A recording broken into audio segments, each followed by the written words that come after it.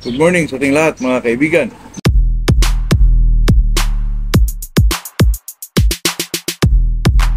Dito na naman tayo sa ating usapang magmamanok po. Ito naman sa atin ay enjoyment lang. Talagang ano lang to, bilang magmamanok ay isang guide lang to sa mga baguhan, sa mga hindi pa nakatuklas sa mga bagay-bagay tungkol sa manok po. Ang pag-usapan natin ngayon mga kaibigan ay tungkol sa kung nagtaka lang kayong biglang pumapayat o nangangayat yung mga manok nyo, alaga nyo, na wala na pong ganang kumain po, kumakain man yun sa kanyang regular na maubos ay hindi na talaga maubos. Ito po ang dahilan mga kaibigan. Tingnan nyo po ito. Tayo naman ay paminsan-minsan, kahit hindi tayo, lalo na sa mga stag, hindi natin inihipo, hindi natin hinahawakan kasi iniwasan natin yung masira yung mga patubo nilang mga balahibo, ay paminsan-minsan ay hindi natin yun, hawakan din. Sa paghawak natin mga kaibigan, bigla tayong nagulat, numinipis. Nawala ho yung laman dito sa ay number one dyan mga kaibigan, baka may mga manok sa kapitbahay nyo pumapasok dyan, hindi nyo lang nalalaman, kumakasta po, nagpakasta yung inahin, kaya isa din yun sa dahilan. Pero ang main reason for that, bakit hindi na maganang kumakain ay napakasimple po. Tingnan nyo ang niya, number one, kung napuruga na ba or na-injika na ba or napaligo ba, kung yung mga ganyang mga sitwasyon, kung iyon ay naibigay mo na sa inyong manok tapos nangangayat, payat pa rin yung manok ko, isa lang po ang dahilan dyan mga kaibigan. Kasi kung magpakain kayo sa manok nyo, yung pakainan nyo, yun ang number one na tuunan nyo ng pansin po. Kailangan linisin po yun. Kasi ang pakainan talaga mga kaibigan, pag tapos mo magpakain, pira lang dun sa lagyanan ng tubig kasi iba yun. Ang iba naman hindi ho naglagay ng lagyanan, pero ako naglagay po ako kasi sa oras may mga pagkain na hindi naubos nila, nandun lang sa damuhan, ay baka yun lang makasira ng system nila po.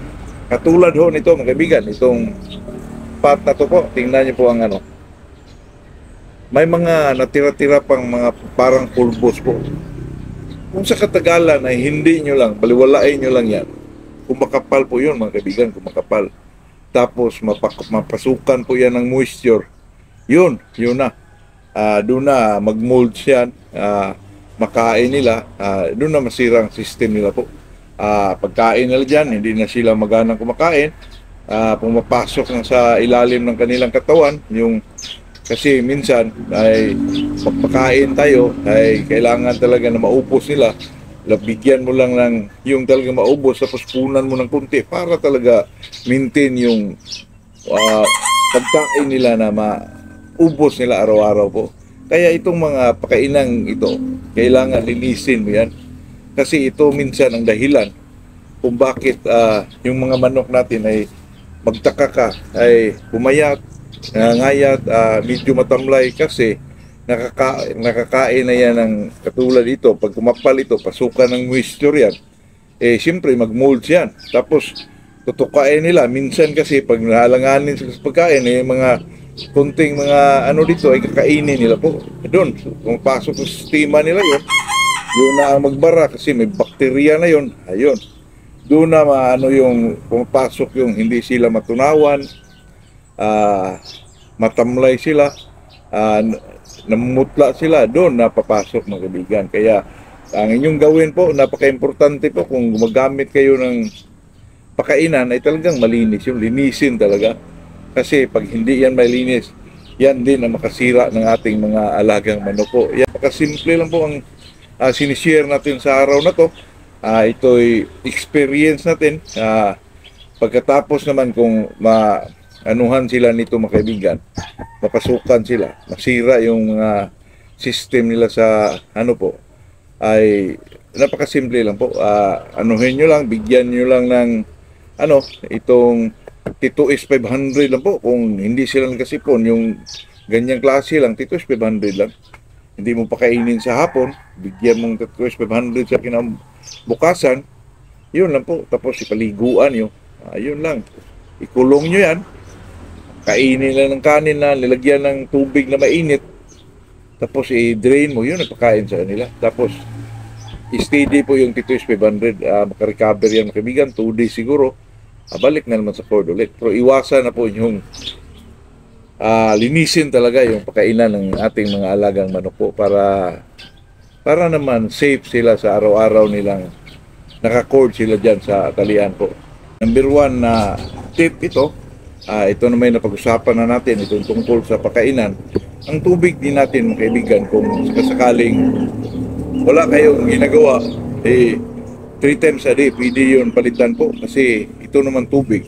Di natin alam ay may mga ipot sa mga ibon dyan, lalo na itong mga city bird doon mag-ipot dyan, tapos yung langgam yung ibon pa lang yun ay nakaano siya ng sakit, mamiligro din yung mga alaga natin dyan mga kaibigan. Kaya ang sa atin naman ay pag-iingat lang ay itong tubig mga kaibigan, pagkatapos mo lagyan ng umaga, palitan mo ng kahit 11 o'clock sa tanghali po.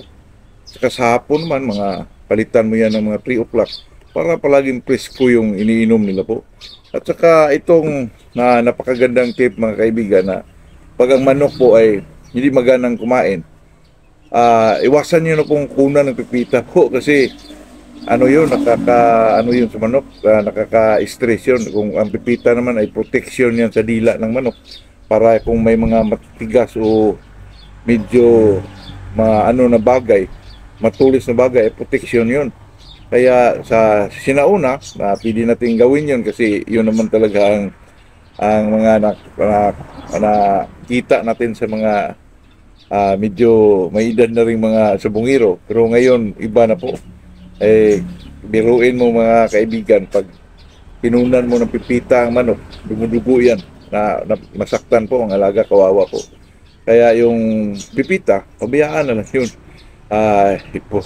Kung sakaling may duda kayo, purgahin nyo, paligo, inject, tapos wala namang ibang dahilan kung bakit mayat, ay ito na po.